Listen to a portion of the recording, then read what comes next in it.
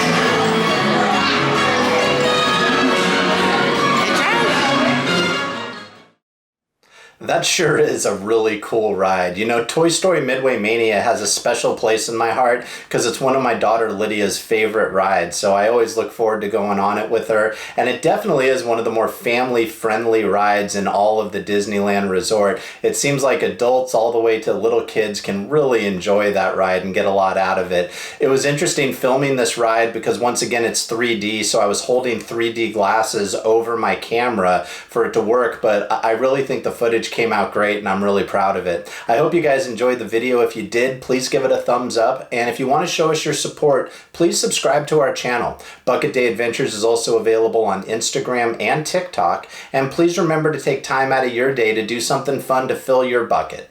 Thanks for watching and take care.